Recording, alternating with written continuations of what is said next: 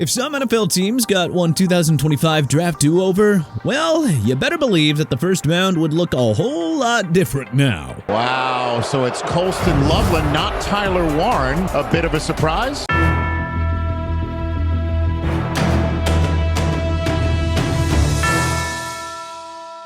How about we take a look back and redraft 10 giant mistakes that these NFL teams made in round 1. New Orleans Saints, Jaxson Dart over Kelvin Banks Jr. The board played out pretty nicely for the New Orleans Saints, yet surprisingly, Miami's Cam Ward was the only quarterback taken in the top 8, having gone first overall to the Tennessee Titans. Rather than address quarterback, however, the Saints took an offensive lineman in the first round for the third time in 4 years. So the Saints doubled down on offensive tackle and selected Texas product Kelvin Banks Jr. Hey, don't get us wrong, Banks has been okay in his rookie year for the Saints, but that's kind of it. Now, there is time to change the narrative, but as of right now, it sure feels like passing on Jaxson Dart was the opportunity that got away. Offensive line's an issue. I just wonder who's going to be playing quarterback for this football team moving forward. Dart has shown some flashes of stardom on a lousy New York Giants team that had to bench Russell Wilson after 3 starts. And remember, Dart is doing this with superstar wideout Malik Neighbors out for the season. It's not a stretch to think that Dart would do wonders in the New Orleans offense featuring Alvin Kamara, Chris Olave, Rashid Shaheed, and Juwan Johnson. You'd have a better supporting cast and O-line compared to what Dart is working with in New York. Passing on Dart has to sting New Orleans right now.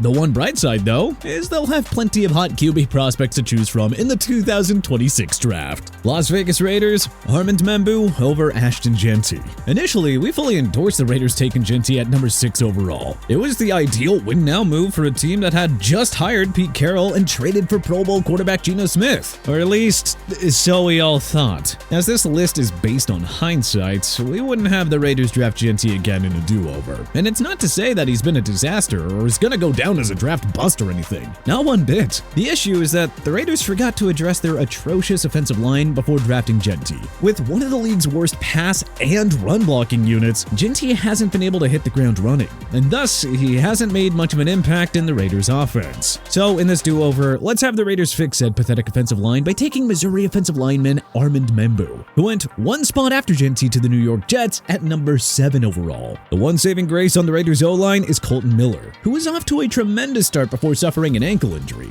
Now just imagine if the Raiders had a bookend tandem of Miller and Membou. Membou is ranked as one of Pro Football Focus's top 15 rookies through the 2025 season. With a Membou-Miller tandem, the Raiders could have easily found a new RB1 later on. Hey, nothing against Genty, just there's no point in using a top 10 pick on a running back if you don't have much of an offensive line in front of them. Chicago Bears, Tyler Warren over Colston Loveland. It was a mild surprise when the Bears selected Loveland with the number 10 pick. For one, they already had a quality tight end in Cole Kmet on the roster. DJ Moore and Rome Odunze, along with eventual second-round pick Luther Burden III, would give Caleb Williams more than enough firepower to work with. So realistically, Chicago addressed a position that wasn't in need whatsoever. And yeah, sure enough, Loveland has not at all come as advertised. Loveland missed 1 game with a hip injury, but still had only 5 receptions for 54 yards on 9 targets over his first 4 games. What's really weird is that Kmet is also enduring a down year statistically, and yet Loveland has not taken that opportunity to step up at the tight end spot. Meanwhile, Penn State tight end Tyler Warren, drafted 4 spots after Loveland at number 14 overall, has immediately emerged as a difference maker for the Indianapolis Colts. On a receiving core with Michael Pittman Jr., Josh Downs, and Alex Pierce, Warren has become Indy's number 1 pass catcher, and his efforts have helped Daniel Jones enjoy a breakout season in Shane Steichen's offense. Warren is currently on pace to become just the 4th rookie tight end to eclipse 1,000 yards receiving. So, yeah, the Bears really could have used a big-time playmaker like Tyler Warren over a mostly invisible Colston Loveland. Baltimore Ravens, Nick Emenwari over Malachi Starks. Well, the Ravens certainly did not expect to have a historically bad defense when they, 1, drafted Georgia safety Malachi Starks with the number 27 pick, and 2, signed former Green Bay Packers All-Pro cornerback Jair Alexander. Those 2 were joining a Ravens secondary led by Kyle Hamilton, Nate Wiggins, and Marlon Humphrey. Instead of forming arguably football's best defense, however, Baltimore is on pace to break the 2024 Carolina Panthers record of most points allowed in a single season. Now, Starks isn't entirely at fault. The entire defense has been a bit of a mess. John Harbaugh has lost his magic touch on that side of the ball apparently, and his loyalty to defensive coordinator Zach Orr is really something else. So, while Starks has been a mess in coverage for the Ravens, Seattle Seahawks safety Nick Emenwari is quietly having a lights-out rookie year in Emerald City.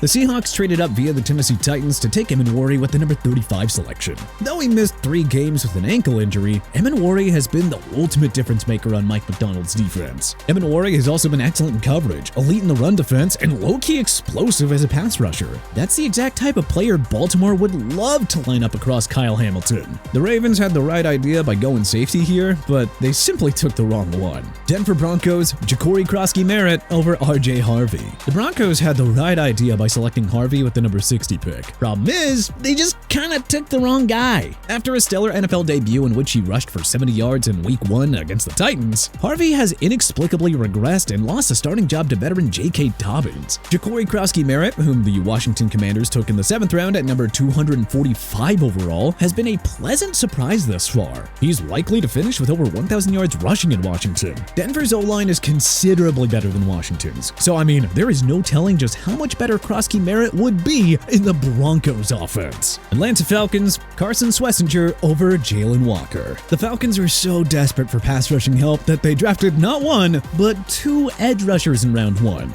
Now, the Falcons D has enjoyed a remarkable turnaround in 2025 under new defensive coordinator Jeff Ulbrich. But Pierce and Walker are not the reason why. The Cleveland Browns struck gold when they took UCLA linebacker Carson Schlesinger with the number 33 pick. Schlesinger has stood out as one of the league's best run defenders, sure, but he boasts one of PFF's lowest missed tackle rates and has been an under-the-radar quality pass rusher. Yeah, the Browns aren't winning much on the field this year, but the long-term outlook on the D is sure bright with Schlesinger, Graham, and Myles Garrett. Cincinnati Bengals, Will Johnson over Shamar Stewart. Regarded as one of the ultimate boomer-bust prospects of this draft, Stewart was the 3rd defensive end taken in the class, going 17th overall to the Cincinnati Bengals. And as everyone knows, Stewart and the Bengals engaged in a lengthy contract dispute that wasn't resolved until July 25th. That caused him to miss valuable practice time, and well, it clearly shows. Stewart has been practically invisible on the helpless Bengals defense. And I mean, considering that they're supposed to be in win now mode with Joe Burrow, this already feels like a wasted pick on Cincinnati's end. Now,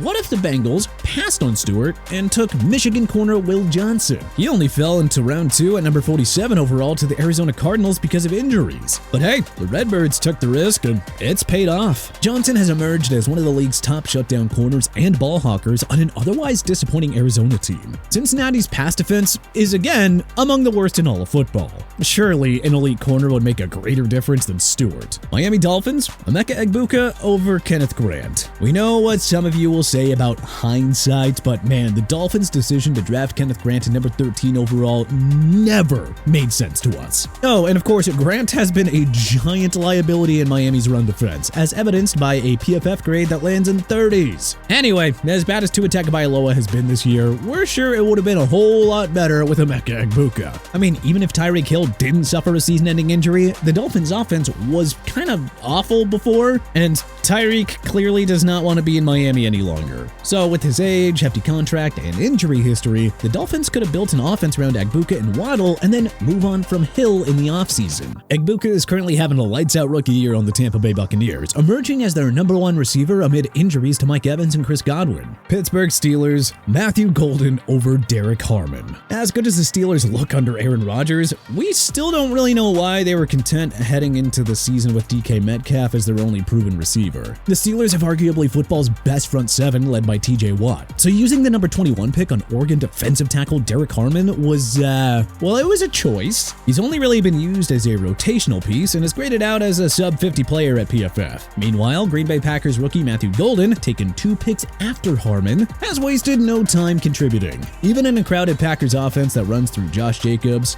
Golden's put up good numbers and has an outside shot of hitting 1K receiving. Dallas Cowboys, Jahad Campbell over Tyler Booker. Hey, the good news? The Dallas Cowboys offense has been as good as ever under Dak Prescott. The bad news? Well, the defense absolutely stinks without Micah Parsons. If only Jerry Jones had known at the draft that Parsons wouldn't be on his roster this year. Well, guess what? Booker's missed time with an ankle injury, but was shaky in the game that he played before getting hurt. Meanwhile, they watched the arch-rival Philadelphia Eagles snag do-it-all linebacker Jahad Campbell with the number 31 pick. And though the Eagles D has taken a step back this year, the Alabama rookie has been a beast across the board for Vic Fangio's unit. But hey, which other 2026 NFL draft do-overs wouldn't NFL team take? What do you think we're right on here? What do you think we're wrong about? What suggestions would you make?